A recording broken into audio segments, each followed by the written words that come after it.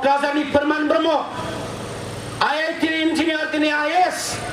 UPSC आनजाद होनानै 400 बिसिबांबा रेंक मोननानै दिनै IAS मोनबाय IAS अफिसार बाक्सा जिल्लानि तापस बसुमतारी IIT इन्जिनियार UPSC लिरबाय IAS मोनासै IPS मोनबाय इन्डियान पुलिस सार्भिस सानै बर' गथ'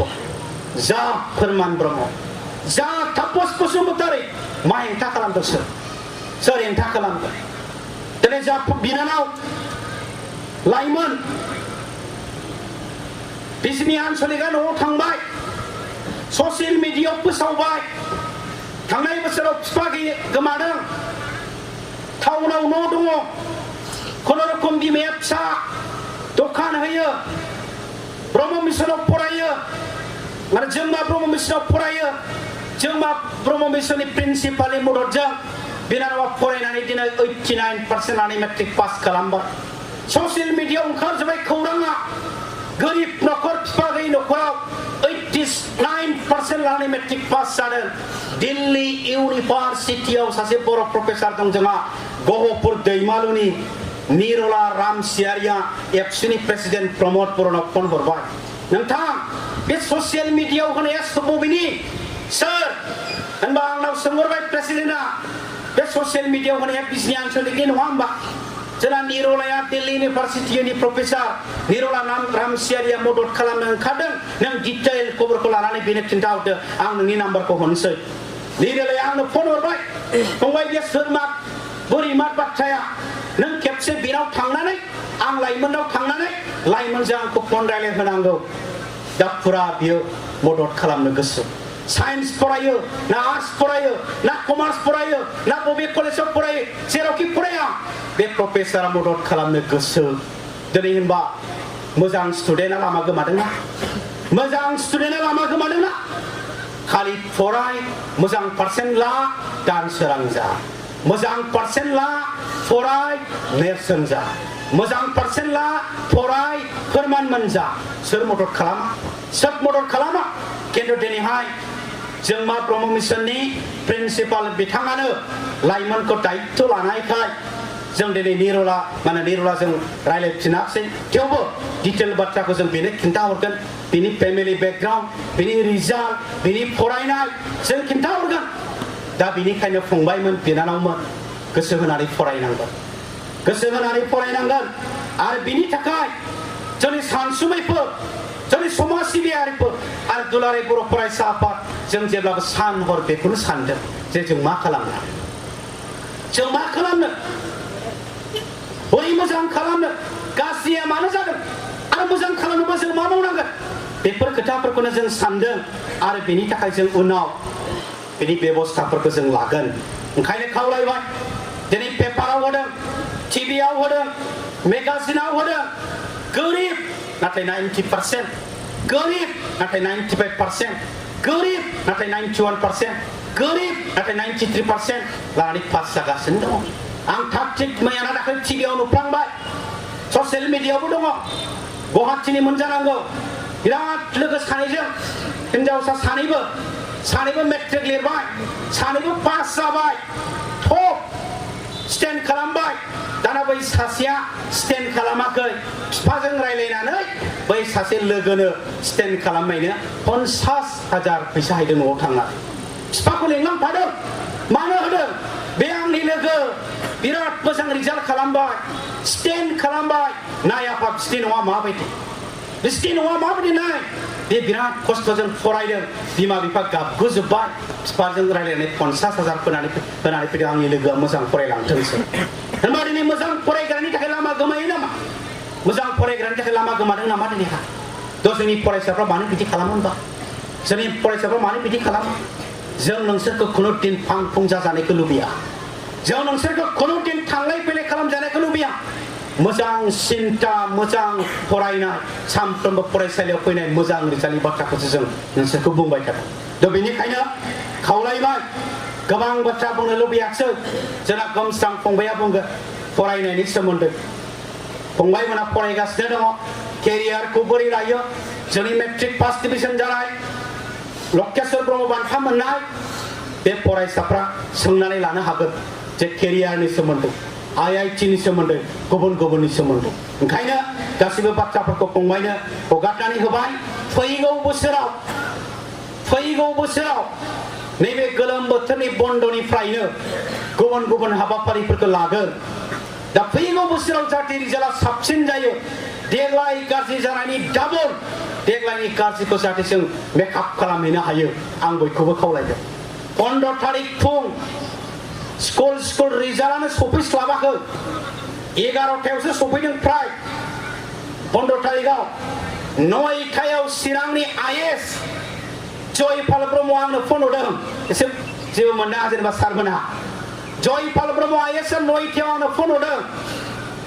आंथ' सिगाङाव चिरांनि आफादगिरिमोन नालाय बिराद क्लस खामानि मावबोलायनो मोनदों दा आंखौ बुंहरबाय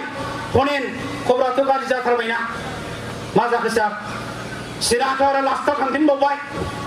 लास्टनि सेकेन्डआव मा जाबावनांगौ दाना बे भेन्सार स्कुल बे टिचार गैया बे बिजाब थिग समाव मोना बे टिचार एपइन्टमेन्ट होआ एबाराव खिन्थु हाबाफारिफोरखौ प्रग्रामफोरखौ हारसिं खालामनानै जानाय नंलालै उमुक एबसु डिपार्टमेन्ट फोरोंगिरि ज' खामानि मावबा जानाय नंला IS आ निजे रिजाल्ट खारि 15 तारिखनि फुङाव आंनो फन हरनानै सिखार जादों मेकिं बाथ्रा नङा बेयो होनबा दिनैनि सिटुएसन जों मा खालामगोन दा थ' बेनिखायनो मानगोनां नोंथांमोन गारजेन नोंथांमोन सानसुमै नोंथांमोन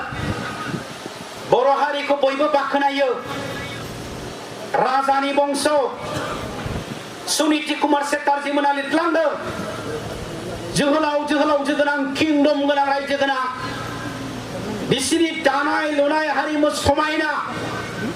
बिसिनि मोसानाय मेथाइ खननाय समायना बिसिनि आखल आखु सोद्रोम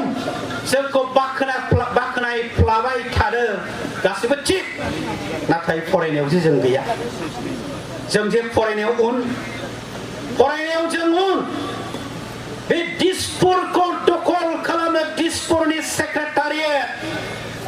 माब्ला प्रिन्सिपाल सेक्रेटारि ओंखारगोन माब्ला होम सेक्रेटारि ओंखारगोन माब्ला फाइनान्स सेक्रेटारि ओंखारगोन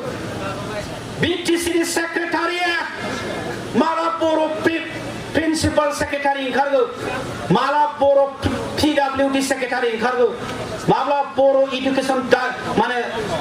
एडुकेशन सेक्रेटारि ओंखारगोन बर' अफिसार जोंनो नांगौ सोर बिसोरो दिनैनि लकेश्वर ब्रह्म बान्था मोननाय दिनैनि फार्स्ट डिभिजन जानाय नङाबा रावबो फैनाय नङा ओंखायनो खावलायदों आरो थांनानै जाहाथे कलेजाव हायार सेकेन्डारियाव नों फरायनाय कलेजजोंनो नों फोथाय खेबस' खालामजाया फोथाय खेबस'आ माबोरै खालामजागोन बुजिना लादों जानांगौ 1 नाम्बार फोथाय खेबस' खालामग्रा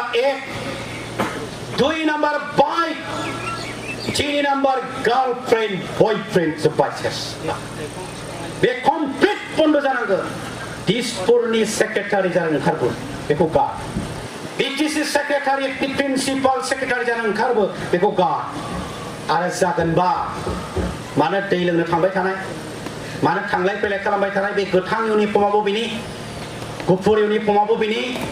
दिनैनिफ्राय रेडि थियारि जा आरो रेडिबा बयबो आखाइ खबनांगौ जोबोद गोबारै बयखौबो खावलायदों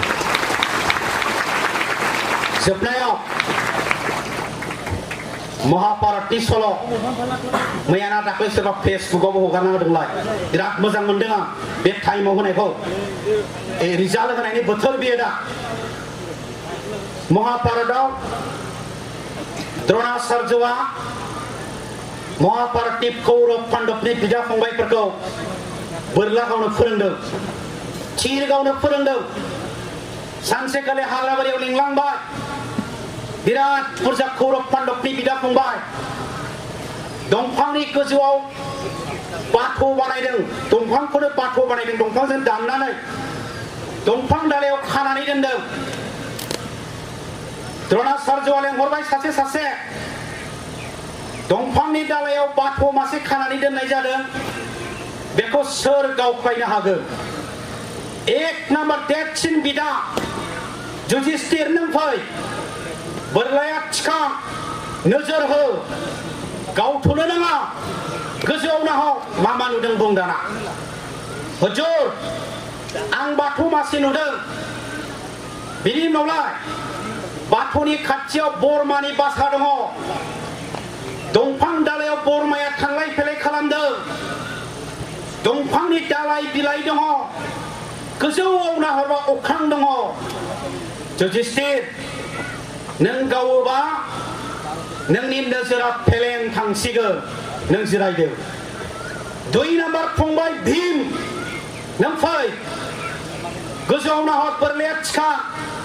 बोरलाया थिखांबा बेना थिरानो गैया भीमना थिरा गनाय मिनिबाय बयबो होनबाबो बुंबाय नों गोजौआव नाहरलाय मा मा दं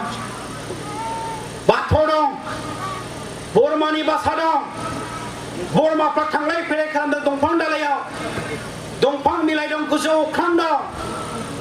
नों गावनो हाया थिरानो गैया नोंना नों बाथौखौ मोजां बानायनानै फैदो नों जिरायदो 3 नाम्बार दुर्दर्शन नों फै दुर्दर्शनाथ' एसे अहंखार दुगा आं हागोन आं गावगोन र' नों गावथ'नो नाङा नाहर गोजौआव बाथौ दं बोरमा बासा दं दंफां दालाय दं गोजौ अख्रां दं नोंबो गाव फोनांनो हानाय नङा नों जिराय रागा जोंबाय बियो दुर्दर्शना जिराय नों फोनांनो हानाय नङा अर्जुन फै बाथौला थिखा थिरा बो गोजौआव नाहर हुजूर आं मोनसेल' नुदों मा बियो आं बाथौनि मेगन नुदों जुधिष्ठिरा बुंलांबाय भीमा बुंलांबाय दुर्दर्शना बुंलांबाय बोरमानि बासा दं बोरमाया थांलाय फैलाय खालामदों दंफां दालाय दंफां बिलाइ दं गोजौआव अख्रां दं नों मानो बाथौनि मेगनखौल' नुखो नङा हुजूर आं बाथौनि मेगनखौल' नुदों आं जेबो नुवाखै दे बोदो होनबालाय थिरबोबाय बाथौखौ थफ्लं सोरखि होदो that is the aim ready नंगौना नङा होनबा जुधिष्ठिरखौ मानो गाव होआखै नोजोर गैया बेनाव बोरमा बासा नुलाबायबाय भीमखौ मानो गाव होआखै नोजोर गैया बेनाव बोरमानि बासा नुबाय दुर्दर्शनखौ मानो गाव होआखै नोजोर गैया बेनाव बोरमानि बासा बिफां दालाय नुबाय अर्जुना मोनसेल' नोजोर बाथौनि मेगन नोंसिनि नोजोरा मा नोंसिनि नोजोरा मा नोंसिनि नोजोरा आं IIT नि स्टुडेन्ट जागोन आं NIT नि स्टुडेन्ट जागोन आं डक्टर जागोन आं इन्जिनियार जागोन अर्जुननि बायदि मोनसेल' नोजोर होनबासो देरहागोन खिन्थु मबाइल रायलायहां बाइक सालायहां मेला बेरायहां फुजा जाहैहां दाउ खेला होहां रिजाल्ट ओंखारबाय फेल जेबो जाया थ' बिनिफ्राय गोजानाव थानांगौ अननानैसो बुंदों अननानै गाज्रि मोननानै बुङाखै बयनिसिमबो साबायखर बावबाय अननाय हरबाय फैगौ बोसोराव 10 निया रिजाल्टआ साबसिन जागोन एबार फरायसाफोरनिखौ साबसिन रिजाल्ट खालामगोन बिनि उनाव क्लास 9 निया साबसिन रिजाल्ट खालामगोन मिजिं खालामनानै लकेश्वर ब्रह्म बान्था मोननाय फार्स्ट डिभिजन जानाय फरायसाफोरनि इयुननि जाफुंसारनायखौ आसा खालामनानै आंनि बुंनायखौ फोजोबबाय गोजोनथों।